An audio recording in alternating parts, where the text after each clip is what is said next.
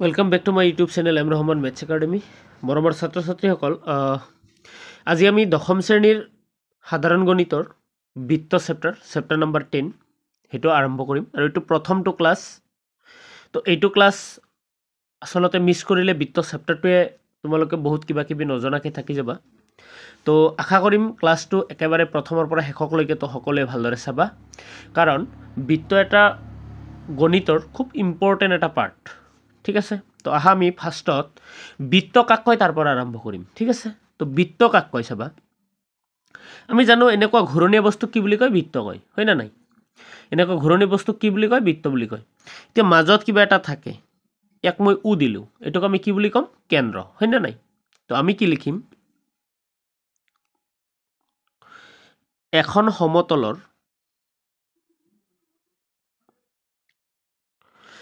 সমতলৰ কোনো এক নিৰ্দিষ্ট বিন্দুক কেন্দ্ৰ কৰি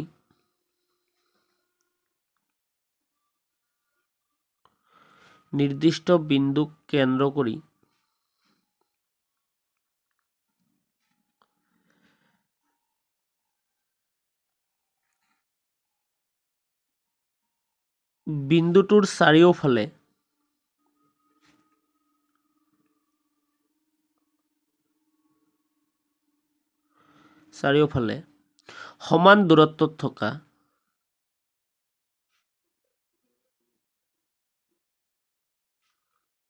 সমান দূৰত্বত থকা অসংখ্য বিন্দুৰ সমষ্টিক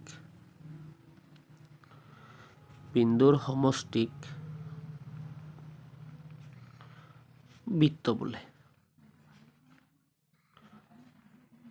ঠিক আছে তো এটো আমাৰ বৃত্তৰ ডেফিনেশন বা সূত্ৰ হল এতিয়া চোৱা বৃত্তৰ ইয়াত যেটো থাকে ইয়াক আমি কি বুলি কওঁ এটোক আমি কি বুলি কওঁ কেন্দ্ৰ হয় না এটো হল এই ফুট দিয়াটো এটো কি বুলি কম কেন্দ্ৰ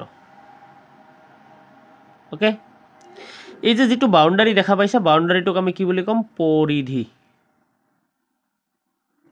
এটোৰ আৰু এটা নাম আছে বা পৰিসীমা বুলিও কোৱা হয়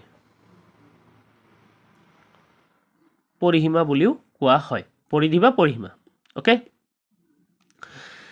এই যে মাজত যিখিনি ঠাই দেখা পাইছা মাজৰ ঠাইখিনি কি বুলি কওঁ কালি ওকে এতিয়া আমি চাম এটো কেন্দ্ৰ হয় তো চাবা কেন্দ্ৰৰ মাজেৰে এটুক মই এনেকে কিবা এটা টানিছো চাবা বৃত্তৰ পৰিধিৰ দুটা বিন্দু সংযোগ কৰি যদি কিবা এটা টানো তাক আমি কি বুলি কম যে ঠিক আছে কেন্দ্ৰৰ পৰা যদি আমি এনেকুৱাকে টানো এই খণ্ডটোক আমি কি বুলি কম ব্যাসাৰ্ধ ঠিক আছে এতিয়া চোৱা মই কিবা এটা এনেকে টানিলো চাবা কেইটা বিন্দুত টাচ কৰিছে ইয়াত এটা কেইটা বিন্দুত কৰিছে দুটা তো এনেকুৱাকে যদি কিবা এটা আমি টানো তাক আমি কি বুলি কম ছেদক বুলি কম হল এইবাৰ মই কিবা এটা টানিছো চাবা জাস্ট এটা বিন্দুত টাচ হোৱাকৈ কেইটা বিন্দুত টাচ হৈছে ইয়াত এটা বিন্দুত টাচ হৈছে তো এটা বিন্দুত টাচ হোৱাকে যদি কিবা এটা টানো তাক আমি কি বুলি কম স্পৰ্শক ঠিক আছে আৰু ইয়াত যেটো বিন্দু হল এই বিন্দুটোক আমি কি বুলি কম স্পৰ্শ বিন্দু তো চাবা বৃত্ত আৰু স্পৰ্শকৰ উমৈহতীয়া যেটো বিন্দু থাকিব তাক আমি কি বুলি কম স্পৰ্শ বিন্দু এটা বিন্দু টাচ কৰিলে তাক আমি কি বুলি কম স্পৰ্শক দুটা বিন্দু টাচ কৰিলে কি বুলি কম ছেদক বৃত্তৰ কেন্দ্ৰৰ পৰা পৰিধিৰ যিকোনো বিন্দুলৈ টনা ৰেখাখণ্ডক কি বুলি কম ব্যাসাৰ্ধ বৃত্তৰ পৰিধিৰ দুটা বিন্দু সংযোগ কৰিলে তাক আমি কি বুলি কওঁ যে এতিয়া কেন্দ্ৰৰ মাজেৰে ধৰা এনেকুৱাকে কেন্দ্ৰৰ মাজেৰে এটা পাৰ হৈ আহিছে তাক আমি কি বুলি কম ব্যাস হয় না নাই বৃত্তৰ জিডাল যায় কেন্দ্ৰৰ মাজেৰে পাৰ হৈ যায় আৰু বৃত্তৰ পৰিধিৰ দুটা বিন্দু সংযোগ কৰে তাক আমি কি বুলি কওঁ যে এখিনি আছিল আমাৰ বৃত্তৰ বেসিক ইনফরমেশন ঠিক আছে এখিনি আমি ন্যূনতম এখিনি জ্ঞান আমাক লাগিবই এতিয়া আহু আমি তাৰ পিছৰ আমি কি শিকিব লাগিব চোৱা তোমালোকৰ বৃত্ত চেপ্টাৰত মাত্ৰ দুটা উপবাদ্য আছে এটা 10.1 এটা 10.2 এই দুটা উপবাদ্যৰ পৰা প্ৰত্যেক বছৰে যদি দেখা যায় যিকোনো এটা উপবাদ্য কিন্তু পৰীক্ষাত আহে হয় না নাই যিকোনো এটা উপপাদ্য পৰীক্ষাত আহে সো আমি উপপাদ্য 10.12 চাও তো উপপাদ্য 10.1 চোৱা 10.1 উপপাদ্যটোত আসলতে আমাক কৈছে কি 10.1 উপপাদ্যত কৈছে যে এটা বৃত্তৰ যিকোনো বিন্দুত টনা স্পৰ্শকডাল স্পৰ্শবিন্দুৰ মাজেৰে যোৱা বেখাৰদাৰ লম্ব হয় না নাই বৃত্তৰ যিকোনো বিন্দুত টনা স্পৰ্শকডাল তো বৃত্তৰ যিকোনো বিন্দু মানে মই এইটো বিন্দু বুলি ধৰি লৈছো এইটো বিন্দুত কি কৰিম এটা স্পৰ্শক টানিম ঠিক আছে এইটো বিন্দুত এটা স্পৰ্শক টানিলো তে স্পৰ্শকৰ তো কিবা এটা নাম দিব লাগে তো নাম দিলো মই x y ওকে যেটো বিন্দু টাচ কৰিছে সেইটো বিন্দুক সাপোজ দি ললো p তো বৃত্তৰ এইটো হল সেন্টাৰ কেন্দ্ৰ আমাক কৈছে যে বৃত্তৰ এটা বৃত্তৰ যিকোনো বিন্দুত টনা স্পৰ্শকডাল যিকোনো বিন্দু টানিলো স্পৰ্শক কি টানিছো p বিন্দুত xy স্পৰ্শক ৰাইট p বিন্দুত xy এডাল স্পৰ্শক ওকে এবাৰ আমাক কৈছে স্পৰ্শবিন্দুৰ মাজেৰে যোৱা বেখাৰদাৰ লম্ব স্পৰ্শবিন্দুৰ মাজেৰে যোৱা বেখাৰদাৰ কোনডাল হ'ব এডাল হ'ব নে নাই মোৰ সিধা হোৱা নাই স্কেল নহয় হাতেৰে আজ দি আছো তো তোমালোকে সিধাকে ভাবি লোৱা এটো স্পৰ্শবিন্দুৰ মাজেৰে যোৱা এটা কি হয় বেখাৰদাৰ হয় তো আমাক প্ৰুফ কৰিব লাগে যে OP টো পাৰপেন্ডিকুলাৰ হয় কাৰ xy ৰ ওকে তো আমি কি কৰিম চাবা সমাধান লিখিম কেনেকে ও কেন্দ্ৰীয় বৃত্তৰ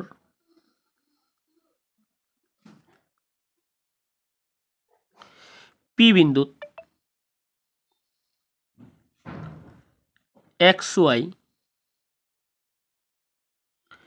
এডাল স্পৰ্শক ঠিক আছে ও কেন্দ্ৰীয় বৃত্তৰ p বিন্দুত xy এডাল স্পৰ্শক আৰু p বিন্দুৰ পৰা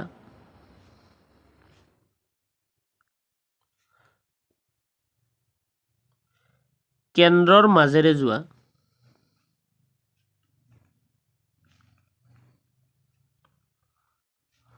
OP এডাল বেখাৰদাৰ ওকে প্ৰমাণ কৰিব লাগে যে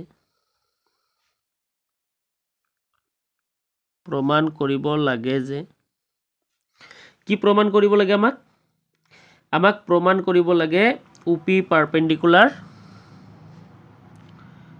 xy ওকে এটা আমাক প্ৰমাণ কৰিব লাগে তো চাবা এতিয়া আমি কি কৰিব পাৰো অকনমান কিবা আমাক অঙ্কন কৰিব লাগিব তো চাবা এই ও বিন্দুৰ পৰা এনেকুৱা এটাল ৰেখা টানি দিছো ঠিক আছে এটা ৰেখা টানিলো যাক নাম আমি দিলো ইয়াত কি কিউ ওকে তো আমি কি লিখিম কেন্দ্ৰৰ পৰা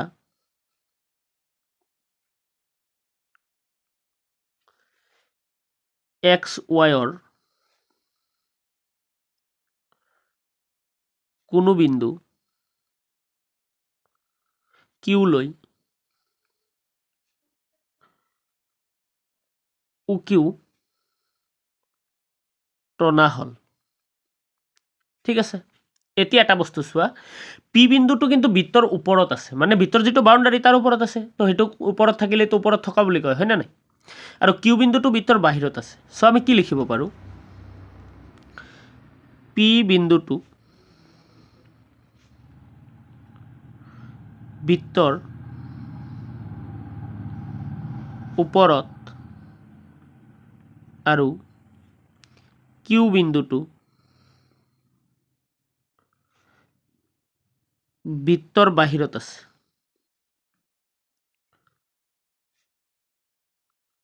হয় যদি হেতু আছে তেতিয়া হলে আমি কি লিখিব পাৰো যে OP টো ও কিউত কৈ কি হ'ব সৰু হয় না নাই OP টো ও কিউত কৈ কি হ'ব সৰু এই OP টো সোৱা ও কিউত কৈ সৰু হ'ব কাৰণ এটো বাহিৰত আছে এটো বৃত্তৰ কি আছে ওপৰত আছে তো এতিয়া আমি কি লিখিম অৰ্থাৎ P বিন্দুক বাদে xy ৰ ওপৰত থকা সকলো বিন্দুৰ বাবে সকলো বিন্দুৰ বাবে OP হ্ৰস্বত্যম। তো হ্ৰস্বত্যম শব্দৰ অৰ্থ হ'ল আটাইতকৈ চুটি। আটাইতকৈ চুটি। তো হ্ৰস্বত্যমো লিখিব পাৰা, আটাইতকৈ চুটিও লিখিব পাৰা। হ্ৰস্বত্যমটো অলপ ষ্টেণ্ডাৰ্ড শব্দ এটা হ'ল, হয় না নাই? তো এইখিনি আমি লিখিলোঁ। এতিয়া আমি কি জানো যে এটা বিন্দুত নথকা একেডাল সৰল ৰেখাত নথকা কোনো বিন্দুৰ পৰা সেই ৰেখাডাললৈ টনা আটাইতকৈ হ্ৰস্বত্যম যিডাল ৰেখা সেইডালে কি হয়? লম্ব হয়। তো এটাকে আমি কি ক'ব পাৰোঁ যে OP পাৰপেণ্ডিকুলাৰ XY। সো মোৰ প্ৰমাণ হৈ গ'ল, হয়নে নাই? খুব ইম্পৰ্টেণ্ট প্ৰশ্ন হয় এইটো। 10.1 উপপাদ্যটো আৰু 10.2 উপপাদ্য, এই দুটা উপপাদ্য আছে জাষ্ট ইয়াত।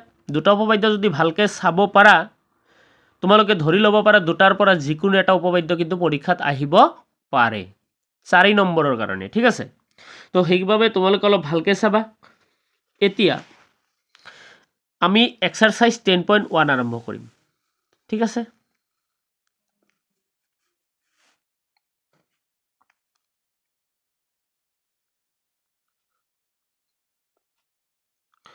Exercise 10.1 question number 1।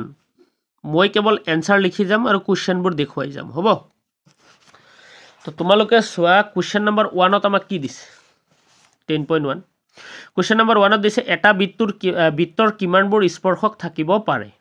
ওকে, এটা বৃত্তৰ কিমানবোৰ স্পৰ্শক থাকিব পাৰে? চোৱা, এটা বৃত্তৰ পৰিধিত কিমানটা বিন্দু আছে? নিজক প্ৰশ্ন কৰা যে এটা বৃত্তৰ পৰিধিত কিমানটা বিন্দু থাকে? অসংখ্য বিন্দু থাকে। যদি বিন্দুৰ সংখ্যা অসংখ্য হয় তো স্পৰ্শকৰ সংখ্যা কি হ'ব? অসংখ্য হ'ব। তো আমাক প্ৰশ্ন দিছে এটা বৃত্তৰ কিমানবোৰ স্পৰ্শক থাকিব পাৰে। আমি এনসাৰ লিখিম এটা বৃত্তৰ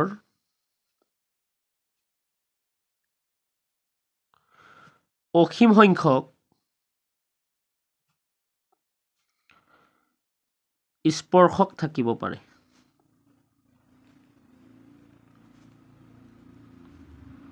ঠিক আছে। কুৱেশ্যন নম্বৰ 2ৰ 1 কি কৈছে চাই লোৱা। খালী ঠাই পূৰ্ণ কৰা এটা বৃত্তৰ স্পৰ্শকে ইয়াক কিমানটা বিন্দুত ছেদ কৰে? এটা বৃত্তৰ স্পৰ্শকে কিমানটা বিন্দুত ছেদ কৰিব? স্পৰ্শকে তো এটা বিন্দুতে ছেদ কৰে, হয় না নাই? তো 1 নম্বৰৰ উত্তৰ কি হ'ব? এটা। 2 নম্বৰ প্ৰশ্নত দিছে এটা বৃত্তক দুটা বিন্দুত ছেদ কৰা এডাল ৰেখাক ডেশ বোলে। তো দুটা বিন্দুত ছেদ কৰিলে তোমালোকক কি কৈছিল অলপ আগতে? ছেদক, হয় না নাই? তো দুটা বিন্দুক ছেদ কৰিলে তাক কি বুলি কয়? ছেদক। 3 নম্বৰ প্ৰশ্নত কৈছে এটা বৃত্তৰ বৰ বেছি ডেশ সমান্তৰাল স্পৰ্শক থাকিব পাৰে। এটা বৃত্তৰ বৰ বেছি দুটা বা দুডাল সমান্তৰাল স্পৰ্শক থাকিব পাৰে। তাৰ পিছত কৈছে এটা বৃত্তৰ এডাল স্পৰ্শক আৰু বৃত্তটোৰ উমৈহতীয়া বিন্দুটোক ডেশ বোলে। কি বোলে? বৃত্ত আৰু স্পৰ্শকৰ উমৈহতীয়া বিন্দু কি বোলে? স্পৰ্শ বিন্দু, হয় না নাই? তো 2 নম্বৰৰ প্ৰশ্ন কেইটা হৈ গ'ল। এইবাৰ আহো আমি 3 নম্বৰ প্ৰশ্নত। কি কৈছে চোৱা। 3 নম্বৰ প্ৰশ্নত কৈছে 5 সেন্টিমিটাৰ ব্যাসাৰ্ধযুক্ত এটা বৃত্তৰ এটা বিন্দু পিত টনা এডাল স্পৰ্শক PQৱে কেন্দ্ৰ ওৰ মাজেৰে যোৱা এডাল ৰেখাক কিউ বিন্দুত লগ লাগে যাতে OQ = 12 সেন্টিমিটাৰ। আমাক PQৰ দৈৰ্ঘ্য লাগে, হয় না? অপশ্যন দিয়া আছে 12, 13, 8.5 আৰু √119। তো আমি কৰি চাম, ঠিক আছে? তো তোমালোকক ইয়াত মই এনে এটা বৃত্ত আঁকিছোঁ, ঠিক আছে? সৰুকৈ এটা বৃত্ত আঁকিছোঁ। সেই বৃত্তটোত আমি কি কৰিম? আমাক কি কৈছে? বৃত্তৰ ব্যাসাৰ্ধ 5 সেন্টিমিটাৰ।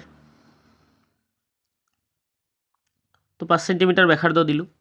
এইটো বৃত্তৰ ব্যাসাৰ্ধ 5 হয়। আৰু কি কৈছে? এটা বিন্দু পিত টনা এডাল স্পৰ্শক, এই বিন্দুটোৰ নাম পি বিন্দুত এডাল স্পৰ্শক টানি দিয়া। টানি দিলোঁ। এডাল স্পৰ্শক PQৱে, তো এইটো কিউ বিন্দু।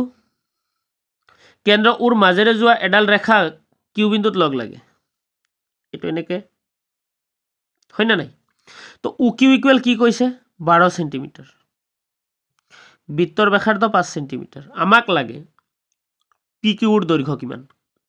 এতিয়া চোৱা অলপ আগত আমি পঢ়িছোঁ এনেকুৱা বৃত্তৰ ব্যাসাৰ্ধৰ স্পৰ্শক যদি হয় বৃত্তৰ ব্যাসাৰ্ধ স্পৰ্শকৰ ওপৰত কি হয় লম্ব হয় না নাই তো আমি ইয়াত লিখিব পাৰোঁ OP ইকুৱেল কিমান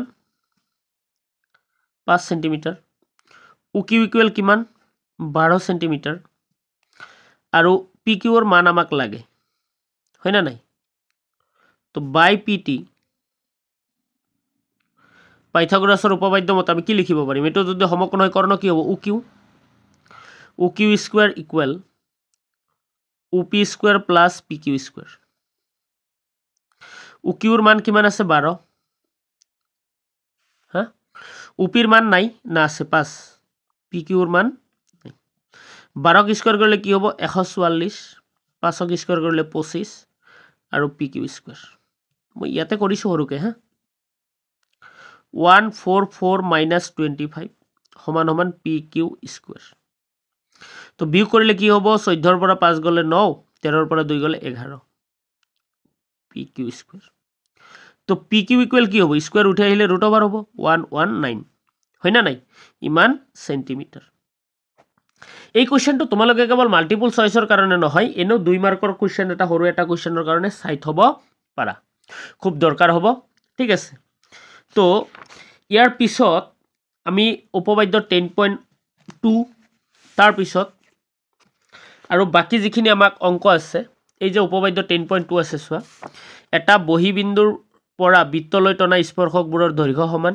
হয় না নাই এনেকুৱা আমাক উপপাদ্য 10.2 আছে উদাহৰণ 1 আছে উদাহৰণ 2 আছে উদাহৰণ 3 আছে উদাহৰণ কেইটাও যথেষ্ট দৰকাৰী হয় তাৰ পিছত অনুশীলনী 10.2 আমি গোটেইখিনি কোৱেশ্চন ধুনিয়াকৈ ডিসকাস কৰিম তো ইয়াৰ পিছৰ ভিডিওটোত তোমালোকক গোটেইখিনি কোৱেশ্চন মই ডিসকাস কৰি দেখুৱাম ওকে তো পিছৰ ভিডিওটো তোমালোকে সৰ্বপ্ৰথম পাবলৈ হলে এটা কাম কৰি থব লাগিব হেতু হল এম ৰহমান মেথছ একাডেমী নামৰ ইউটিউব চেনেল এইটো চেনেল তোমালোকে সাবস্ক্ৰাইব কৰি ৰাখিবা ঠিক আছে আৰু লগতে বেল নোটিফিকেশনটো অল কৰি ৰাখিবা হ'ব তো ভিডিওটো একেবাৰে হেকলৈ চোৱাৰ বাবে সকলোকে মোৰ ফালৰ পৰা পুনৰবাৰ ধন্যবাদ জ্ঞাপন কৰিছো সকলোৱে ভালদৰে লিখা পঢ়া কৰা পৰীক্ষাৰ ফলাফল ভাল হওক তাৰে কামনা কৰি হেক কৰিছো আজি ইয়াৰ নেক্সট ভিডিওত পুনৰ লগ পাম ঠিক আছে ধন্যবাদ